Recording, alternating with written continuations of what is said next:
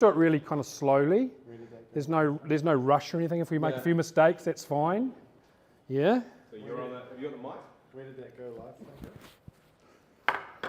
That's a good idea. You should put a mic on too, mate. You should put a mic on. So you can say. So you can talk to people. What is it? How does that one go? We'll stay quiet, so it's just you two. I think that Oh, this one's not working. I think we've... How do I join this one, Matt? Do you know how to do it? Creative juices. I like beer. Is that actually gone live? Yeah, it's live, mate. You've pushed it. Oh, yeah. Hello. Hello, everyone. Well, we're trying a bit of an experiment today. We're at the Land and Sea shop, and luckily they've got this really big screen. So it's going to be like Paul the Weatherman, but I'm going to talk about fishing. I'm going to talk about the weather this weekend, where to go, and when to go.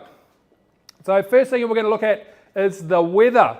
So this is 8 o'clock on Saturday morning, and as you see, it's a southerly wind. So we want to look for areas where we're a bit sheltered. It's not that strong. What's the strength there at 8? I think it's about like 10 knots. So 10 knots around Waiheke. And is anyone joining in there, Brandon? Yeah, so we've got Becky and Michael Peters. G'day Becky and Michael Peters. How you going, mate? This is something new that we're trying out. We've got Wayne. G'day Wayne. How you going, mate? So you sit down and we'll go through what to expect this weekend. So southerlies on Saturday. Let's scroll through Saturday and see what the wind does. So it's still southerly. You can notice here it's calmer here. It's calmer in the Firth of Thames, so maybe launch at Kawakawa Bay even and fish in the Firth of Thames. So that's midday Saturday, and then let's keep on going. So it's a little bit less wind around here now. So 2 o'clock on Saturday, that's quite good. So pretty much all day is 10 knot southerlies. So southerlies, that cold wind that we don't like that much, but there are areas we can go to, which we'll talk about soon. So let's go and have a look at Sunday while we're on the weather and see what happens on Sunday. So that's 8 o'clock. So a bit more west in the wind now on Sunday and a little bit stronger. So let's scroll through that day. I've got a feeling it's going to drop away in the afternoon here. So that's 12 o'clock. So quite similar to Saturday, except there's a bit of western in the wind direction, so we can change the areas we're going to fish in. So that's the weather. My pick of the bunch would be Saturday to go fishing. And so let's look at the tides now. So we want to make sure we've got the wind and the tide going the same way. So we can see here, so we've got high tides, let's say at midday, and low tides early in the morning. So we've got a southerly wind, and so we want the current and the wind going the same way. So you want to fish the outgoing tide. So Saturday after lunch, outgoing tide, southeasterly wind, everything's going to line up. So that's the best time to go fishing on both days is after lunch. If there's any questions as we go through this, make sure you guys sing out and say hello. Say hello to the boys at Land and Sea. If you haven't checked this shop out, make sure you come and check it out. It's really awesome. It's probably, well it is, it's the best laid out fishing shop I've ever been in. Reminds me of being in America actually. Big screens, really cool stuff. So make sure you come and have a look if you haven't already. And so the tides, so high tide at 11:37, and I'm always looking for this area here, the last half of the outgoing tide, which will be 11 plus 3, so 11:30, 12:30, 1:30, 2:30. So about 2:30 to low tide on Saturday, in my opinion, is going to be the best time to go fishing. I want to stay inshore this weekend, so I'm going to be using my micro baits, and let's show you some areas where I reckon it's going to be worth visiting. So on Saturday we've got wind coming that way. So you're looking for areas where it's sheltered. It's not that bad, it's like 10 knots, so in the afternoon you can probably sneak out a bit wider as well. But if you want to stay a bit closer to shore, along this area here, and the reason is because the wind is coming from the south. So all along this coastline here should be nice and sheltered. Another really good area which I like to fish in a southerly or southeasterly is the northern side of Rangitoto and Gardiner's Gap as well. So there's still anchovies around, and if you can find them, it's just epic fishing. Little tiny micro baits like the Z-Man TRD minnows and all the little stuff is the way to go. And where else can we go in a southerly? Not too many places in a southerly. So that area there would be my choice if you want to fish inshore. Now there are workups happening offshore. So let's zoom out to the rest of the Gulf. And so we've got wind going that way in the afternoon, it's going that way. So that's the best time to go. Around here, Anchorite Rock, that's where all the action is.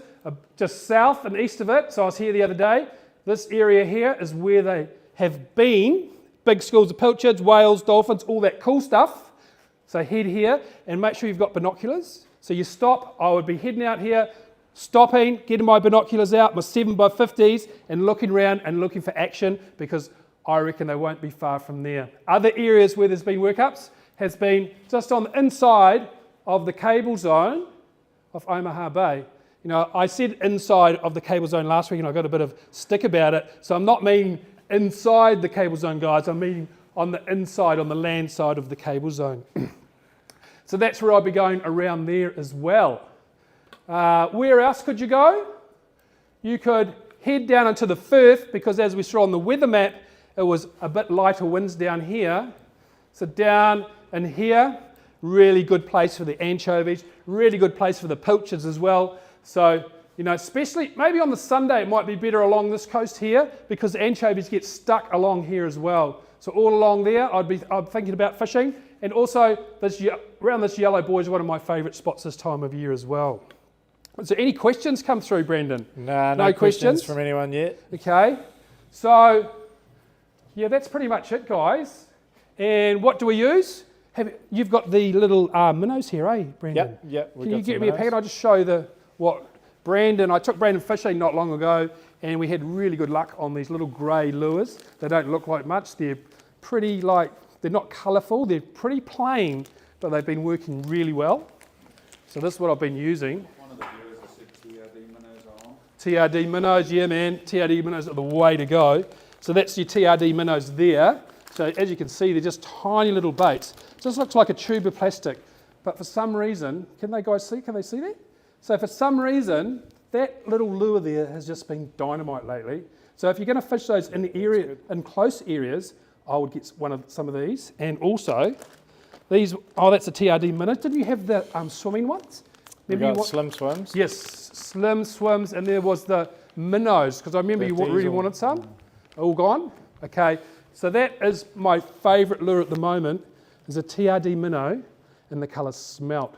Very unassuming, but this thing just rocks, man. Catches so many fish. I've caught snapper, kingfish, trevally, kowai. Everything takes these TRD minnows. And they've got them here at Land and Sea. So if you want to get a few, before we head out tomorrow, come and check them out here. And also, this would, as far as the slim swims go, this is my favourite colour, is the Calico Candy. It's got a bit of red in it, so I love that as well. So this is if you're fishing inshore around Waiheke, those places we explained. If you want to go offshore, all the regular lures are working really good. You've got the sliders, you've got the fish fingers, you've got the G-bombs, all that stuff is really happening out there at the moment.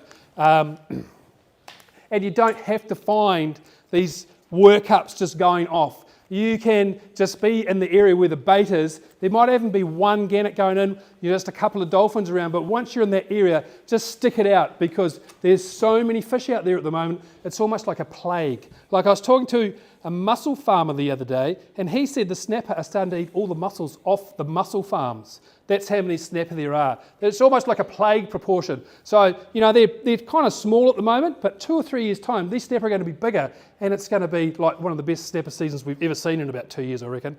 Right now, you have lots of little ones, the odd bigger one. If you want to target the bigger fish out in the workups, on your slider or your G-bomb, put a jelly baby on it. This is what the charter guys are doing, 4.5 inch. When you're in a hot bite and you're catching lots of little ones, change to a jelly baby assist, and you'll start to get the bigger fish. That's how we're doing it. That's how the charter guys do it. So, yeah, there you have it. Is there any questions before I sign off here? One of the users is saying that they've been using the trout eyes or BKK silent chasers for them. Yes. The lures, they've been going off. Awesome. So what we're talking about, guys, is the jig heads. Because these TRDs are such a slim profile, you need a really small jig head, or the shank of the hook needs to be really thin. So we've got the the Finesse Eyes, and BKK have got the, what do they call, the Silent Runners. Yeah, so they're both working really well on these soft baits. So there you have it. Any more questions? Land and Sea, come down. It's Friday, chips and beer day. I bet you they have chips and beer here for sure. Plenty of beers, and they've got the TRD minnows. These are quite hard to find at the moment. So rock on down to Land and Sea, guys. What's the address again, guys? 36 Pollen Street, Greyland. 36 Pollen Street, Greyland. Cool shop. Make sure you come and check it out. Any more questions, message us. Not email us, just message us on Facebook or Instagram, and we will answer them for you. So thanks for watching, and thanks to Land and Sea for having me. See you later.